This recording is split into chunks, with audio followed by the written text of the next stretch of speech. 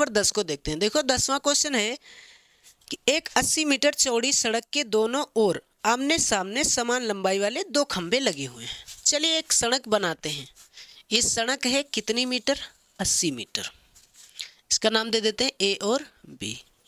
इसके आमने सामने एक इधर और एक इधर, आमने सामने दो खंबे लगे हुए हैं जो कि समान लंबाई के हैं, मतलब दोनों की लंबाई बराबर है। ठीक है, ये सड़क पूरी कितनी मीटर है? 80 मीटर है। कितनी मीटर है? 80 मीटर है।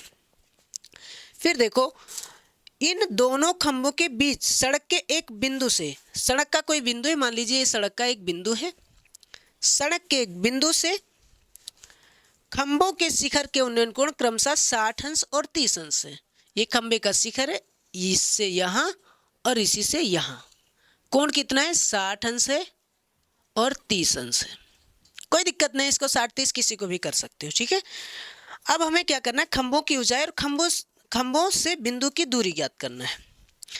खंभों की ऊंचाई और इस बिंदु की दूरी ज्ञात करना है इन खंभों से। इस खंभे से इस बिंदु की दूरी ए बी, इसको सी नाम दो, इसको डी नाम दो और इसको ई नाम दे देते हैं। ये बिंदु है, इस बिंदु से इस खंभे की दूरी और इस बिंदु से इस खंभे की दूरी हमें बताना है।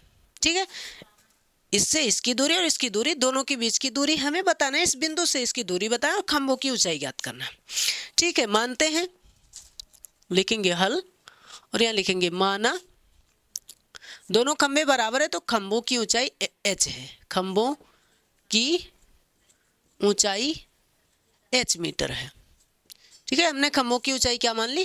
h मीटर मान लिया। अच्छा, ये पूरा है, अगर यहां से इसकी दूरी x है तो ये क्या होगा? 80 माइनस एक्स, समझे? या फिर अगर ये x है तो ये 80 माइनस एक्स। क्यों होगा मैं समझा रहा हूं, एक बार दिमाग से थोड़ा ध्यान से सोचिएगा। ठीक, थोड़ा ध्यान से सोचिएगा। मान लीजिए ये पूरा 80 है, अगर हमने कहा इतना x है, इतना x है, सपोज करिए मान लीजिए ये इतना आपका 50 है। कितना है? 50। तो आप कहेंगे ये क्या होगा? तो आप कहेंगे 80 में से 50 घटाएंगे तो ये पता चल जाएगा, क्योंकि इतना पूरा तो 80 है, इतना 50 है तो ये कितना होगा? 30, तभी तो 80 पूरा होगा। अगर ये पूरा यहाँ से यहाँ तक 80 है और ये 50 है तो ये कितना होगा? 30, तभी तो 80 होगा। तो हम कहेंगे 30 आया कैसे? 80 में से 50 घटाने पर, तो 80 में से x घटाने पर। ठीक, कोई दिक्कत नहीं, चाहे इधर इधर किसी को भी कर सकते हो। अब हम अलग अलग दो त्रिभुज, एक ये वाला मिल रहा है एक ये वाला, तो त्रिभुज डी ए ई में लगाएंगे। त्रिभुज डी ए ई में अब आप सभी को पता है ये h है, ये कितना है? h है। ये भी कितना है? h है। दोनों बराबर है ना। तो लंब और आधार किस में होता है? tan में होता है। तो लिखेंगे tan, इसमें कोण कितना है? डी ए में 60 अंश, tan 60 अंश बराबर लंब कितना है? AD, आधार कितना? AE। tan 60 का मान √3, AD तो पता नहीं है, AD है h और AE कितना है? x है। h एक कम h, √3 को x से √3x, इसको यहीं रोक देते हैं। अब इस वाले त्रिभुज की बात करते हैं। त्रिभुज CEB में, त्रिभुज CEB में, CEB में कितना डिग्री है? tan 30 degree, tan 30 degree. लंब क्या है? tan ही लगाएंगे, सबको पता है ना, क्योंकि लंब और आधार की बात हो रही है। लंब है BC, BC, आधार कितना है? BE।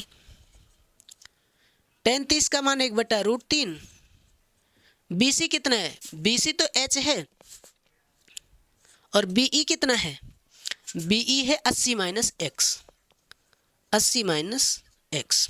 ठीक, अब देखो h की जगह क्या रख सकते हैं? √3x, बिल्कुल रख सकते हैं। तो यहाँ लिखेंगे 1/√3 बराबर h की जगह क्या रखेंगे? √3x, √3x बटे में क्या है? 80 minus x, 80 minus x, cross multiply, √3 को √3 से 3x, रूट ही कैंसिल होगा, बराबर 80 एक कम 80, x एक कम x, x को इधर लाएंगे, ये माइनस में x है, इधर आएगा तो किस में होगा?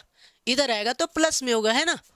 तो प्लस x बराबर में 80, 3x और 1x 4x बराबर 80, 4 से भाग करेंगे, 4 दूनी 8, 4 0 0, x बराबर 20 मीटर, x बराबर 20 मीटर।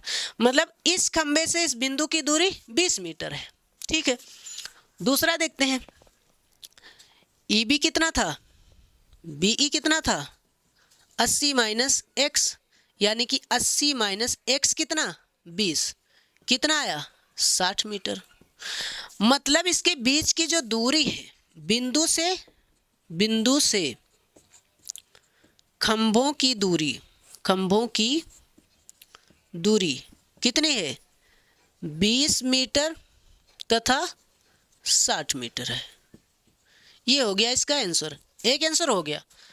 बिंदु से खंभों की दूरी हमें पता चल गई, इतनी बात क्लियर है। अब हमें क्या ज्ञात करना है, खंभों की ऊंचाई। क्या ज्ञात करना है, खंभों की ऊंचाई।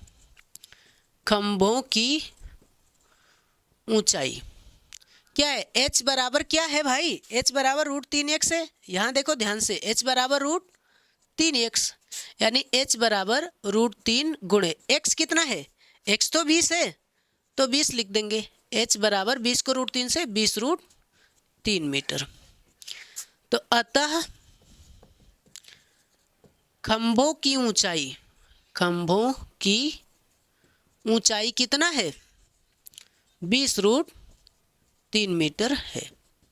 इतना सिंपल सवाल था, ऊंचाई भी पता चल गई और दूरी भी पता चल गई। उम्मीद करते हैं आपको ये समझ में आया होगा। अब चलते हैं अगले प्रश्न पे, यानी क्वेश्चन नंबर 11।